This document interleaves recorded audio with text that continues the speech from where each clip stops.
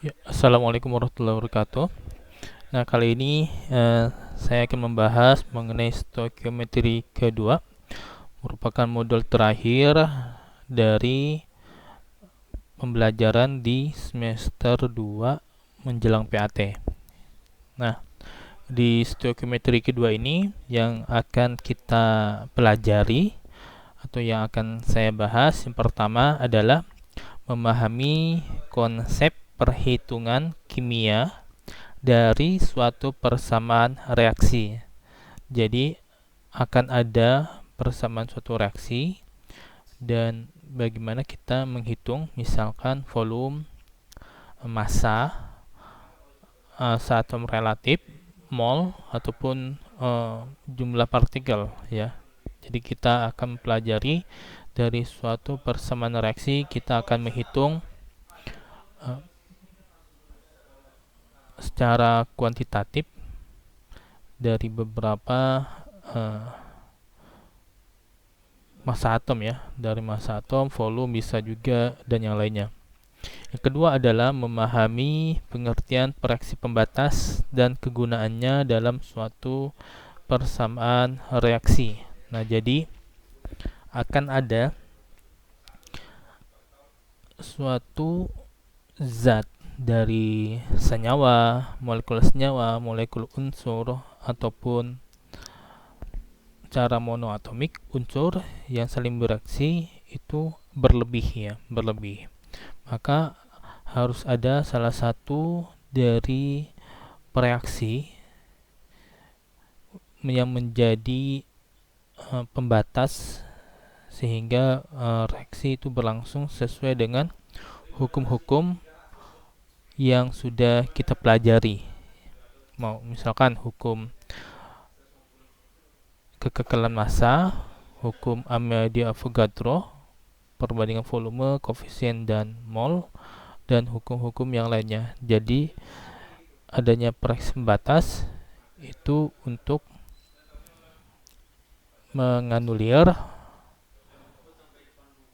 uh, massa ataupun volume ataupun mol dari senyawa pereaksi yang lain sehingga reaksi yang terjadi itu sesuai dengan hukum-hukum yang telah kita pelajari. Nah, kemudian yang ketiga adalah dapat menentukan reaksi pembatas dari suatu persamaan reaksi. Jadi, kita akan pelajari bagaimana menentukan reaksi pembatas dari suatu reaksi. Nah, yang keempat, memahami pengertian senyawa hidrat. Ya, senyawa hidrat itu adalah senyawa yang mengikat air dari udara karena adanya proses penguapan. Nah, jadi senyawa tersebut mengandung air yang berikatan dan cara menentukan rumus senyawanya. Jadi berapa jumlah molekul air yang terikat itu kita bisa hitung. Oke, di sini ada 11 halaman, kita akan bahas satu persatu ya.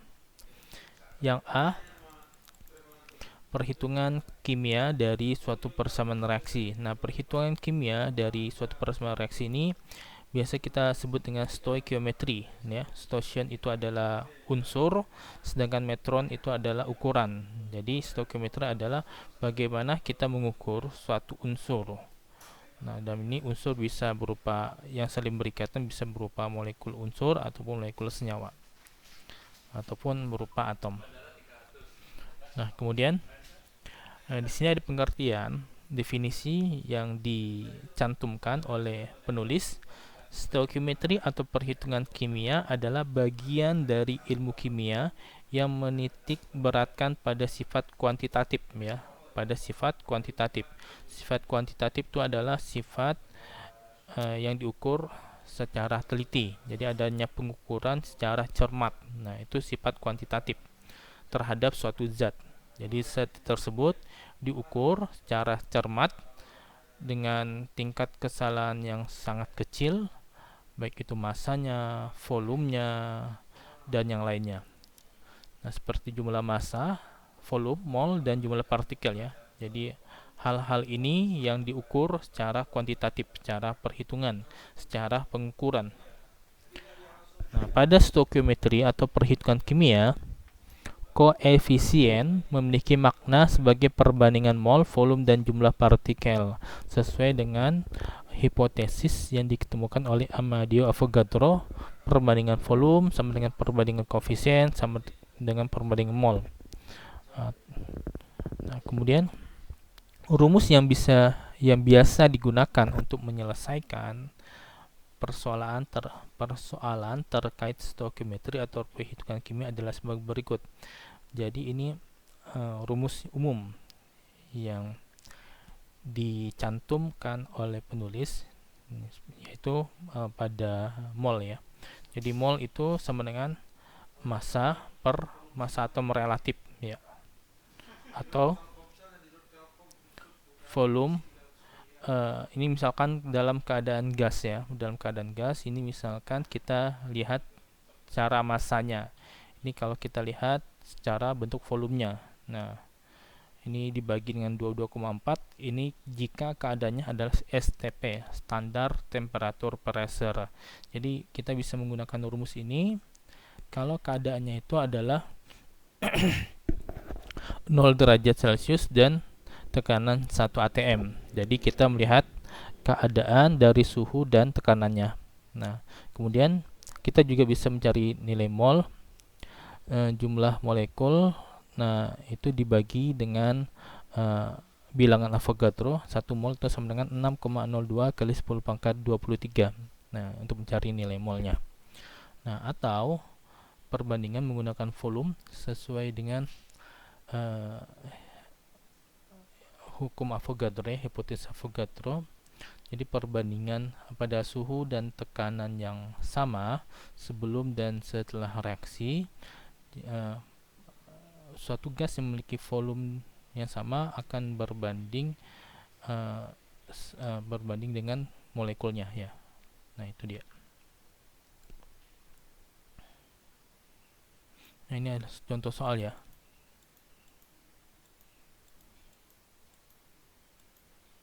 Terdapat persamaan reaksi sebagai berikutnya.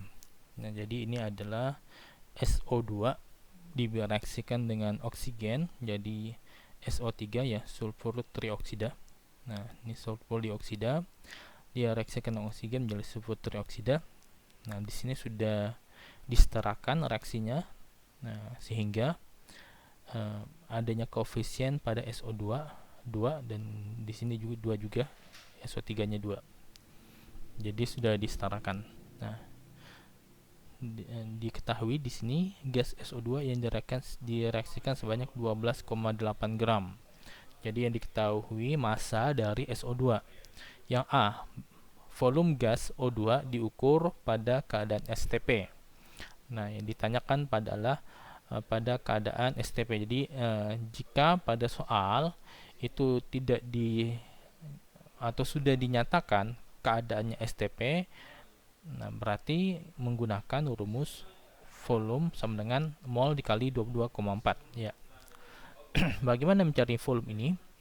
Nah, kita tinggal mencari nilai mol dari oksigen.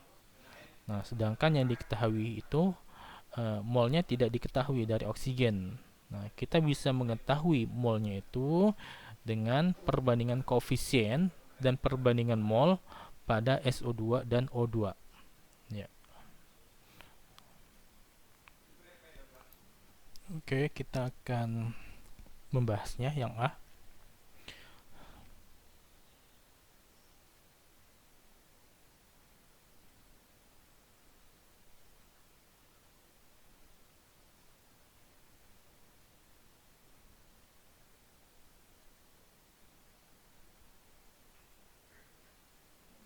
Nah, jadi ini adalah persamaan reaksi dari sulfur dioksida yang bereaksi dengan oksigen menjadi sulfur trioksida. Nah, yang diketahui hanya massa dari sulfur dioksida ya, yaitu 12,8 gram.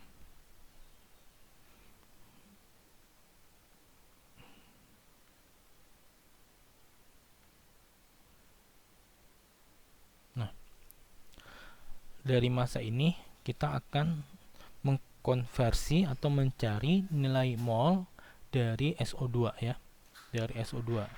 Nah, untuk mencari mol dari massa yang kita ketahui adalah mol sama dengan massa dibagi mR ya, mR dari SO2.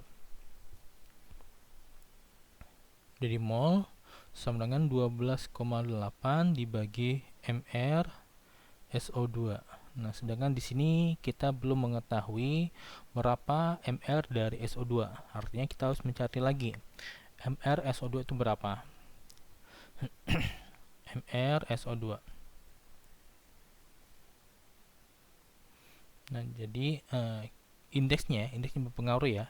Pada S ini tidak di indeksnya tidak dituliskan, berarti dia 1 ya.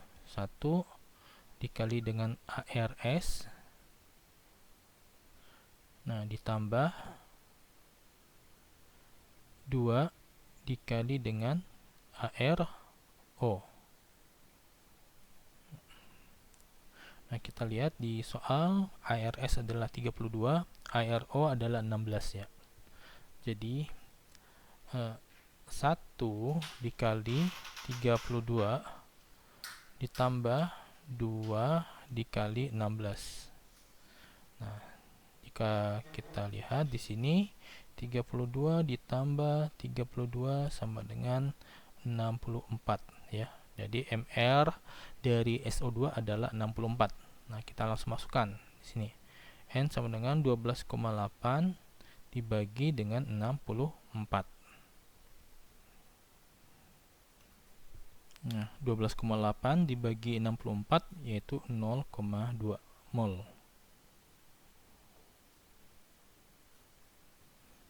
Nah, ini artinya ini adalah mol dari SO2 ya, mol dari SO2 0,2 mol. Nah, pada soal yang A itu kita mencari berapa volume gas dari O2. Nah, jadi pada keadaan STP ya. Nah, karena volume dari mol dari O2 tidak diketahui, karena mencari volume pada keadaan STP sama dengan volume sama dengan mol dikali 22,4, artinya dari mol O2, sedangkan mol O2 tidak diketahui, kita bisa mencarinya itu dengan perbandingan koefisien ya, perbandingan koefisien dari SO2, karena SO2 terdapatnya nilai mol. Oke, baik, kita hapus dulu ya.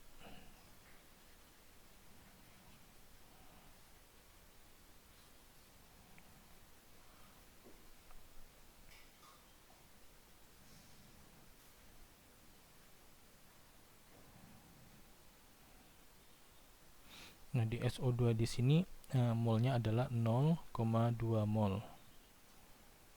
Nah, sedangkan perbandingan koefisiennya adalah 2:1 ya. Nah, berarti mol pada O2 berapa? Mol pada O2 itu sama dengan perbandingan koefisien O per perbandingan koefisien SO2 dikali dengan molnya SO2 ya. Nah, didapatkan mol O2 adalah 0,1 mol. Nah, dengan mengetahui mol dari O2 ini kita bisa mencari volume O2 pada keadaan STP. Volume O2 sama dengan N dikali 22,4. Jadi 0,1 dikali 22,4 sama dengan 2,24 liter. Nah, sehingga kita bisa mengetahui bahwa volume dari gas O2 adalah 2,24 liter pada keadaan STP. Kemudian B. B adalah volume gas O2 diukur pada keadaan yang sama ketika 7 gram gas N2 memiliki volume 1 liter. Nah, volume gas O2 diukur pada keadaan yang sama ketika 7 gram gas N2 memiliki volume 1 liter. Nah, pada soal ini yang B ini tidak berkaitan dengan persamaan reaksi di soal ya, tidak berkaitan pada persamaan reaksi di soal, dan tidak berkaitan dengan soal atau pertanyaan A ya, tidak ada kaitannya. Nah, untuk menjawab soal ini kita menggunakan hukum yang disampaikan oleh Avogadro ya, hukum disampaikan oleh Avogadro. Perbandingan volume pada gas dalam keadaan suhu dan tekanannya sama itu sama dengan perbandingan molekulnya.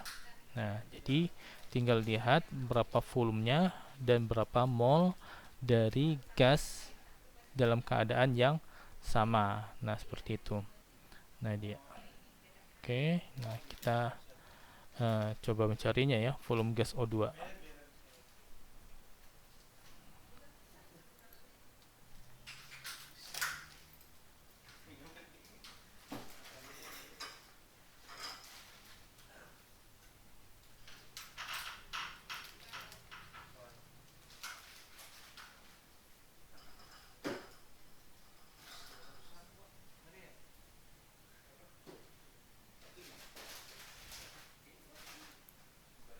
Nah, yang dicari adalah volume gas O2 yang B.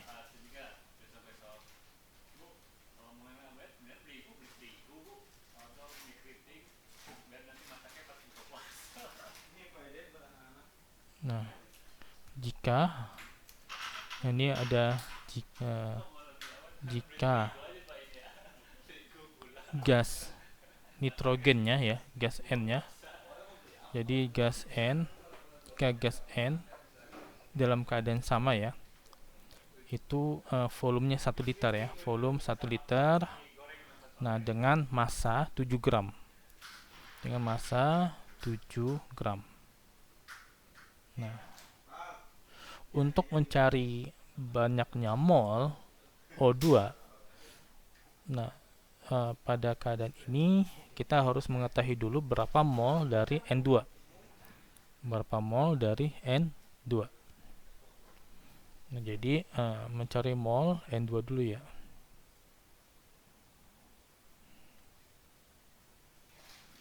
Itu sama dengan massa per mR dari N2. Ini massanya 7. AR-nya itu 14 ya, karena ini 2, jadi 2 dikali 14. 7 dibagi 28. Nah, didapatkan mol dari N2 adalah 0,25 mol. Nah, jadi mol N2 adalah 0,25 mol. Nah, setelah kita mengetahui mol dari N2 0,25 mol, kita mencari berapa volume gas O2. Nah, sedangkan yang kita harus dapatkan di sini adalah berapa mol dari O2 untuk mencari volumenya. Jadi kita tulis dulu. Volume N2 itu 1 liter dalam keadaan molnya N2-nya itu adalah 0,25 mol. Jadi sebanyak 1 liter itu akan ada 0,25 mol. Nah, sedangkan untuk mol dari O2 ya, mol dari O2 itu tadi kan adalah 0,1 mol ya, 0,1 mol. Jadi pertanyaan adalah berapa volume O2 jika keadaan yang sama, N2-nya 1 liter dan molnya adalah 0,25 mol. Nah, di sini dia. Nah, kita hapus dulu di sampingnya ya.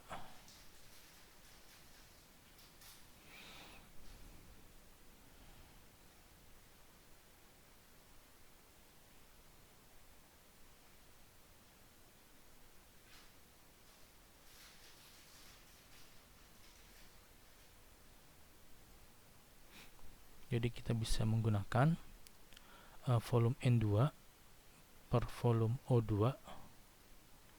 Nah, mol N2 per mol O2. Nah, volume N2 adalah 1 per, nah ini yang ditanyain ya, sama dengan volume N2 adalah 0,25 molnya per 0,1. Jadi 1 kali 0,1 per 0,25, maka didapatkan jumlah volume dari O2 adalah 0,4 liter ya. Jadi jawabannya, jika keadaan gas yang lain yang sama ya, pada suhu dan tekanan yang sama adalah 1 liter dan 0,25 mol, maka volume O2 adalah 0,4 liter karena molnya itu adalah 0,1 mol. Nah, itu yang B. Yang C, massa gas SO3 yang terbentuk. Nah, untuk mencari massa SO3, nah kita tinggal membandingkan atau mencari mol dari perbandingan koefisien SO3 dengan SO2 ya. SO3 dengan SO2.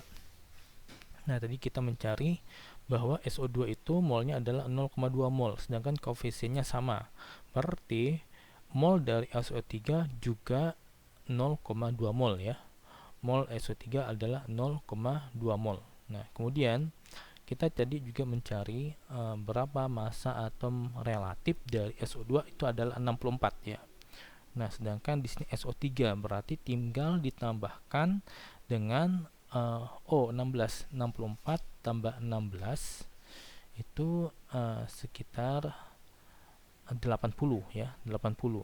Jadi untuk mencari massa dari gas SO3 adalah 0,2 mol dikali dengan 80 ya. 0,2 mol dikali dengan 80 berarti itu sama dengan 16 gram ya, 16 gram. Jadi massa SO3 adalah 16 gram. Nah, yang D, jumlah molekul SO3. Molekul SO3 berarti yang kita cari adalah banyaknya molekul dalam keadaan 1 mol. Kita tahu 1 mol adalah 6,02 kali 10 pangkat 23 partikel. Nah, sedangkan mol dari SO3 adalah 0,2 mol. Artinya kita tinggal mengalihkan saja mol pada SO3 dengan jumlah partikel bilangan Avogadro. Jadi 0,2 dikali dengan 6,02 kali 10 pangkat 23 partikel. Nah, itu dia. Kemudian yang E, jumlah atom dalam molekul SO3. Nah, untuk mengetahui jumlah atom dalam molekul SO3, kita lihat di sini atomnya ada berapa? Ada 4 kan? O-nya 3, S-nya 1. Berarti yang jawaban D tinggal dikali 4. Nah, itu dia cara menjawab contoh soal nomor 1. Nah, di sini kita lihat ya. MR-nya 80 kan, SO3 0,1 mol. Nah, 2,24 liter. Nah, kemudian yang ini volume dari O2. Nah, ini jika 0,4 liter kan, ya betul. SO3 16 gram. Nah, ini tinggal kali 0,2 mol. Nah, di sini kali 4. Nah, itu dia.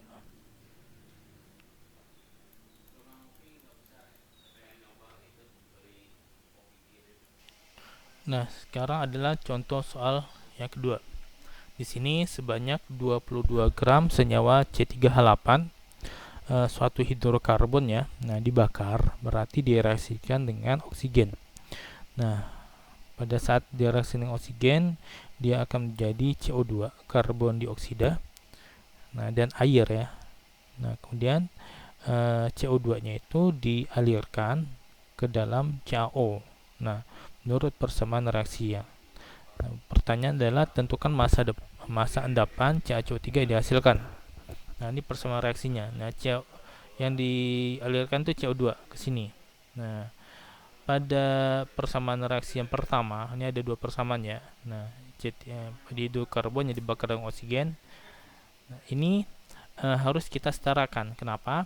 Karena kalau kita lihat sebelum reaksi atau yang berada di sebelah kiri, banyaknya C-nya 3.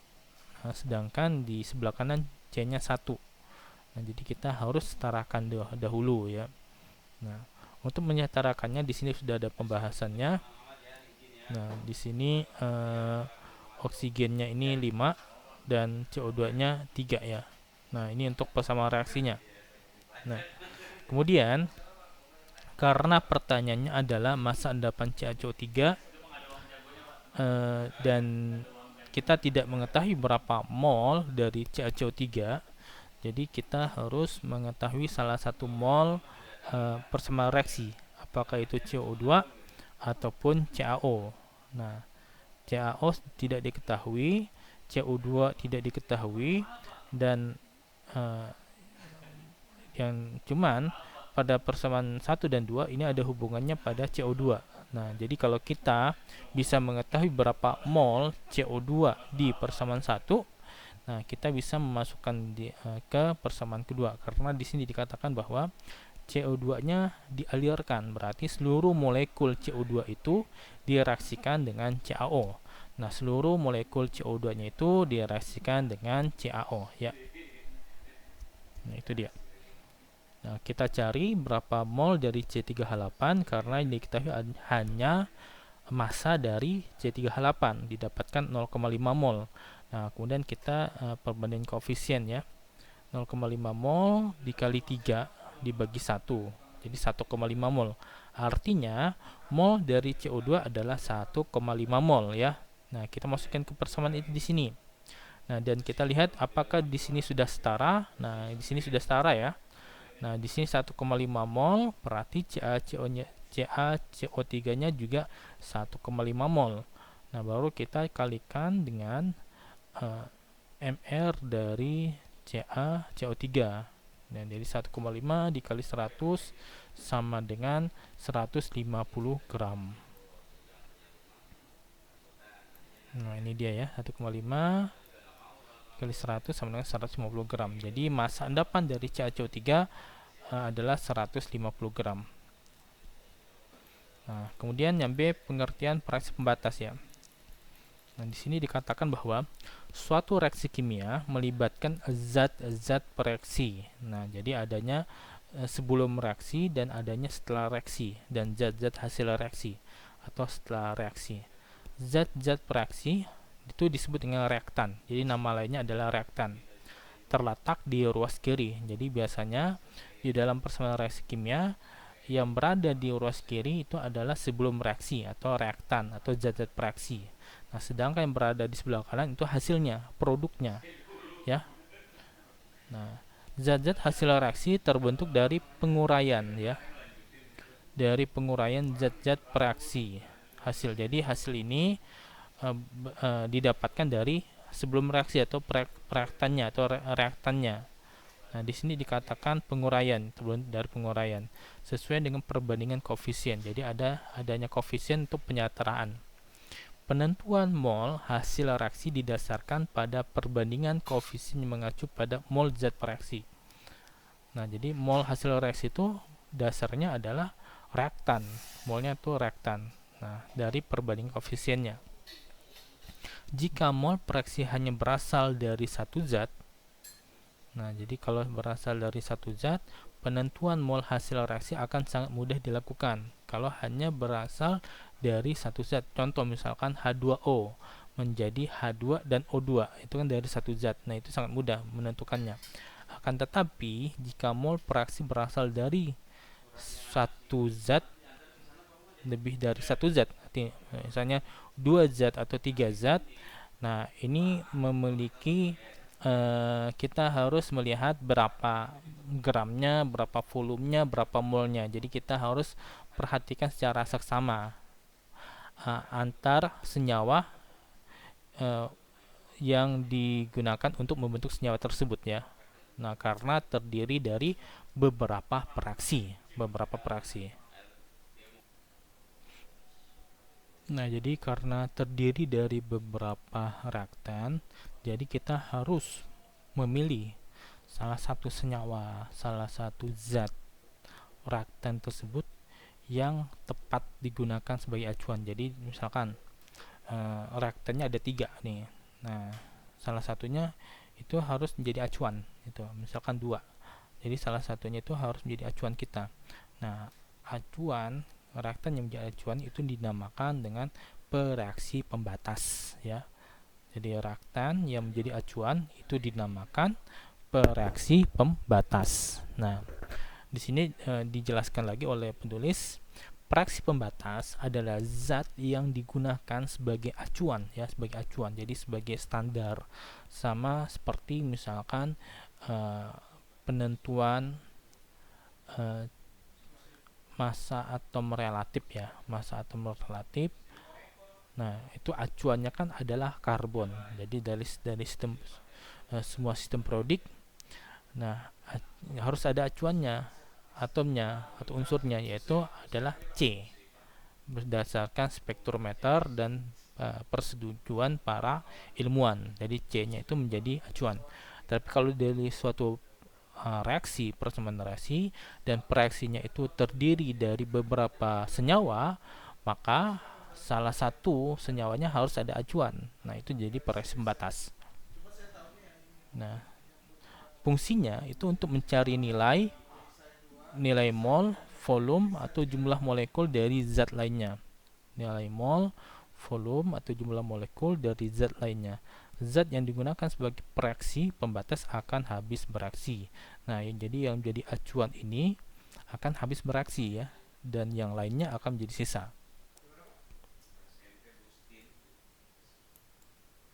Nah, ini cara untuk menentukan pereaksi pembatas. Nah, untuk menentukan pereaksi pembatas, rumus yang digunakan adalah sebagai berikut. Mol per koefisien atau volume per koefisien atau jumlah partikel per koefisien. Nah, jadi kalau misalkan mol dibagi koefisien dibandingkan dengan reaktan yang lainnya, per reaktannya, atau kalau tidak mol volume dibagi koefisiennya atau jumlah partikel bagi koefisiennya. Nah, dilihat mana perbandingan atau pembagian yang paling kecil ya. Yang paling kecil itu menjadi pereaksi pembatas, atau yang paling kecil itu menjadi acuan. Yaitu cara yang mudah itu untuk menentukan acuannya. Nah, kita ke contoh soal nomor 3 ya. Nah, sebanyak 22 gram C3H8 direaksikan dengan 48 gram O2 berdasarkan persamaan reaksi berikut. Nah, ini persamaan reaksinya. Nah, ini harus disetarakan dulu ya. Setarakan dulu. Nah, yang pertama adalah zat yang merupakan pereaksi pembatas. Nah, jadi untuk mencari pereaksi pembatas ini, nah kita harus setarakan dulu karena untuk mencari nilai koefisiennya ya. Untuk mencari nilai koefisiennya. Kita lihat ya.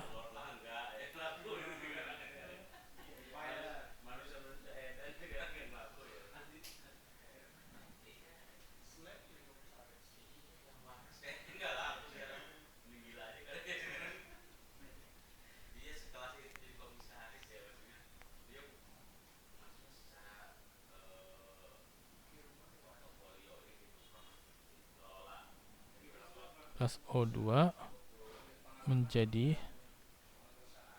CO2 plus H2O ya. Nah, kemudian kita mencari koefisiennya, karena ini 3 berarti C-nya 3 di sini ya. Nah, ini 6. Nah, kemudian H-nya 8, di sini 4. Nah, di sini 5. Nah, ini koefisien sudah setara ya. Kalau dekat ini berarti persamaannya sudah setara. Nah, kemudian di sini dicari 22 gram C38 dengan 48 gram O2. Jadi diketahuinya itu tidak ada mol, volume, atau jumlah partikel. Nah, caranya hanya massa saja. Jadi dari massa kita konversi dulu menjadi mol. Massa kita konversi jadi mol, atau kita cari molnya.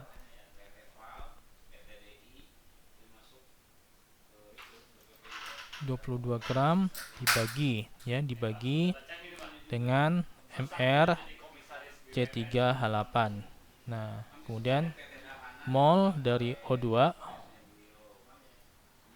48 gram dibagi mR O2 ya.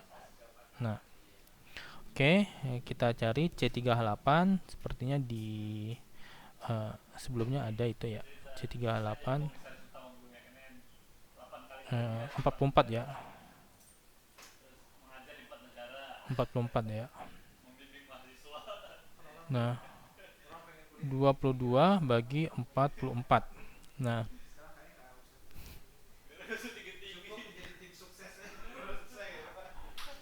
0,5 mol. Nah, kemudian di sini 48 per O2-nya itu 32.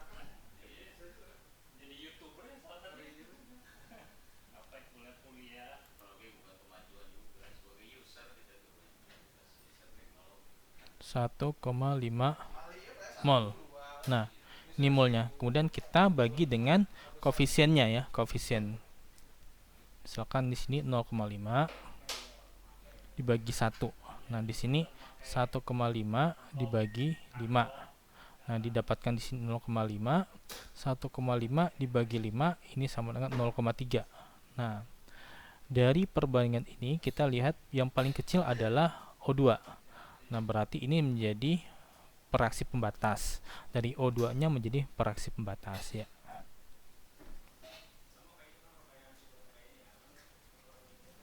Pereaksi pembatas. Nah, kemudian itu untuk menjawab yang A ya. Kemudian massa zat sisa. Berarti kalau misalkan O2 menjadi pereaksi pembatas acuannya, artinya C38 menjadi atau menjadi zat sisanya, Nah, jadi massa zat sisa kita bisa hitung di C38. Nah, berapa masanya? Nah, nanti ada misalkan ini ya. Nah, coba kita cari ya. Ini jadi pereaksi pembatas ya.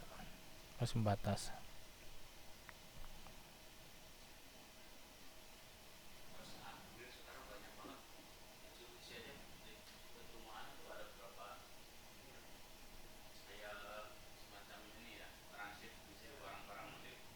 Jadi mula-mula ya, mula-mula proses hasil. Nah, di sini 0,3. Nah, di sini kita 0,5. Tapi yang menjadi acuannya 0,3 ya. Yang menjadi acuannya 0,3 di sini. Nah, kita cari berapa prosesnya. Ini 0,3 berarti O2-nya pasti habis kan. Nah, jadi 0,3 ini kita cari berapa nilai di sininya. Nah, nilai prosesnya ya. Nah, didapatkan dari nilainya adalah berarti 1/5 kali 0,3 ya. Nah, 1/5 kali 0 didapatkan adalah 0,06. Nah, baru kita lihat berapa mol hasil pengurangannya ya. 0,5 dikurang 0,06. 0,44 mol. 0,44 mol. Nah, jadi ini adalah mol sisa dari C3H8. Nah, mol sisa dari C3H8. Dari mol sisa ini kita bisa menentukan zat sisanya.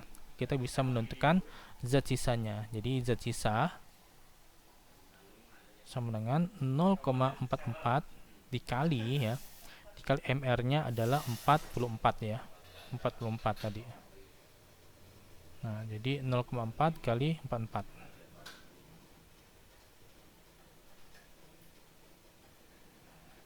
19,36 gram ya.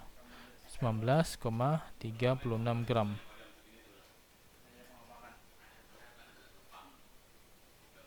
Nah, jadi yang tersisa adalah 19,36 gram. Nah, coba kita lihat di sini.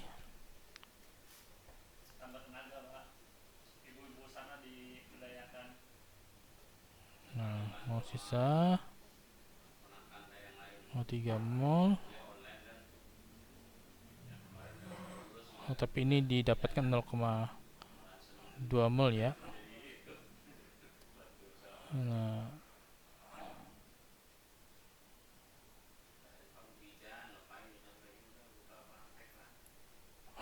ini salah.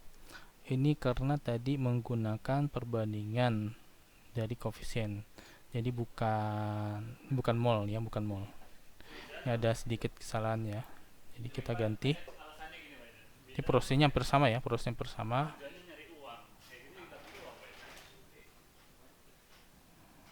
Nah, berarti 1,5 tadi salah ya. 1,5 ini 0,5 ya. Nah, ini 1,5 ini pasti habis. Nah, 1,5 bagi 5. Nah, 0,3. Nah, berarti ini 0,2 mol. Nah, jadi zat sisanya itu 0,2 mol. Jadi misalkan kita ingin cari berapa gramnya, ini 0,2 kali 44. Jadi 8,8 gram. Jadi sisanya adalah 8,8 gram ya.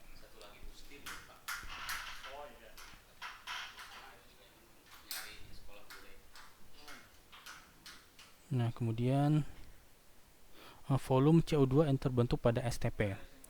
Nah, jadi kalau tinggal molnya dikali dengan STP.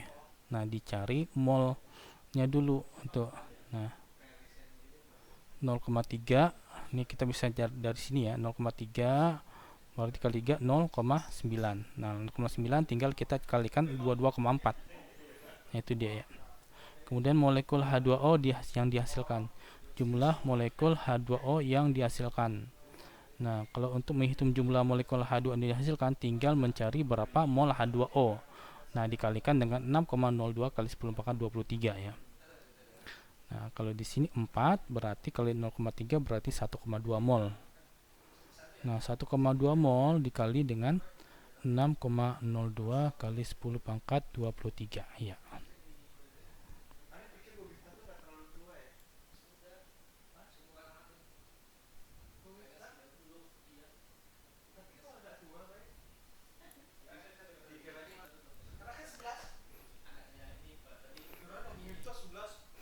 Nah, kemudian yang D kita akan bahas mengenai senyawa hidrat ya, atau air kristal. Nah, senyawa hidrat atau kristal adalah suatu zat padat yang homogen, memiliki bentuk tertentu dan dibatasi oleh bidang-bidang datar. Itu secara mikroskopiknya ya.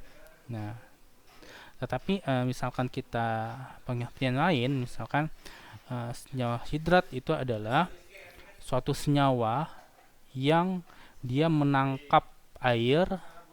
Nah, dalam keadaan gas. Jadi dalam keadaan gas ditangkap air, misalnya CuSO4. CuSO4 itu kalau ada penguapan air, dia akan menangkap molekul air sehingga menjadi CuSO4 titik 5H2O. Nah, kalau di MgSO4 di sini titik 7H2O. Nah, jadi ada perbedaan misalkan pada CuSO4 dan MgSO4. Jadi ada jumlah maksimal tuh molekul yang diikat gitu, atau pola tertentu pada senyawa tertentu beda-beda itu.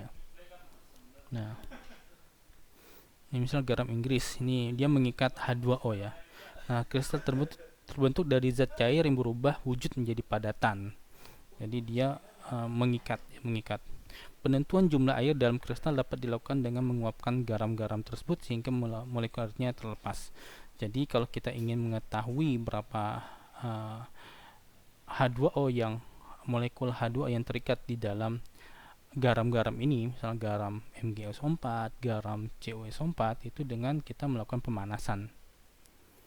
Nah, contoh soal 4 ya.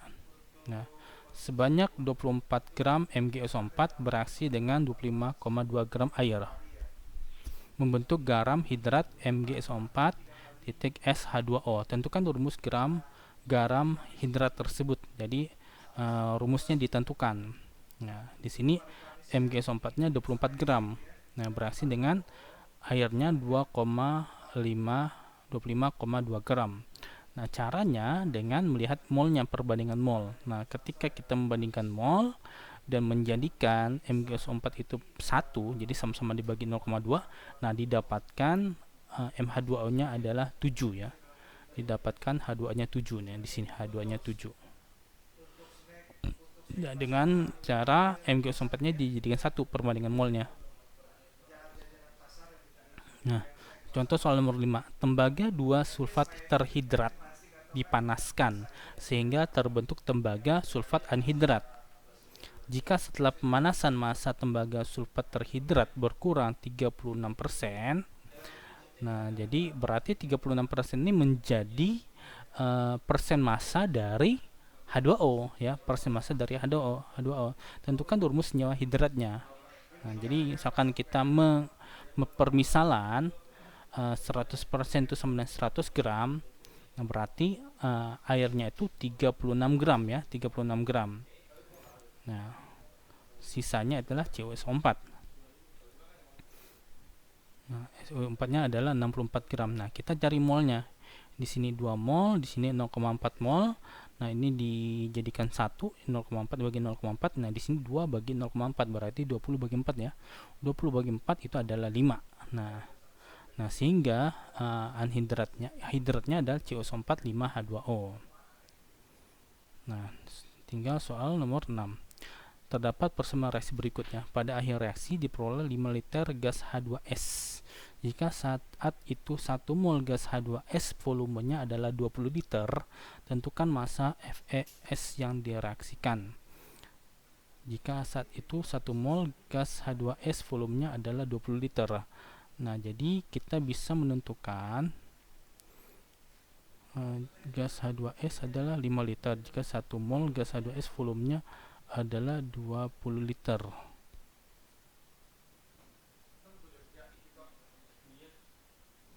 Satu mol gas H2S volumenya 20 liter. Nah, di sini kita mencari mol dari H2S ya dengan perbandingan volume. Nah, jadi 20 per 5 1 berarti 5 kali 1 bagi 20 ya, 5 kali 1 bagi 20 dapatkan nanti mol dari H2S. Nah, dapatkan 0,25 mol kan, 5 kali 1 bagi 20 nih, 0,25 mol. Nah, kemudian baru dicari mol dari FeS dikali 88, dapatlah 22 gram. Ini secara langsung ya. Nah, soal nomor 7. Sebanyak 50 kg biji besi mengandung Fe2O3 direduksi dengan karbon berdasarkan persamaan berikut. Jika pada akhir reaksi diperoleh 11,2 kg logam Fe, tentukan persen massa Fe2O3 dalam biji besi tersebut. Nah, jadi ini adalah mencari kadar ya, kadar dari Fe2O3. Nah, kita lihat ini 50 kg besi, berarti di sini mengandung Fe2O3, cuman besi ini juga mengandung unsur yang lain. Kemudian ada reaksi. Nah, akhir reaksinya dapatlah 11,2 kg Fe. Fe-nya itu 11,2 kg. Nah, tentukan persen massa. Jadi kita ingin mengetahui berapa persen atau berapa persen massa Fe2O3 di dalam 50 kg biji besinya itu. Jadi biji besinya itu tidak 100% Fe2O3. Nah, jadi caranya kita cari mol dulu Fe-nya. Nah, didapatkan kita perbanding koefisien dengan Fe2O3 berarti dibagi 2 ya. Nah, kemudian kita kali mR dari Fe2O3.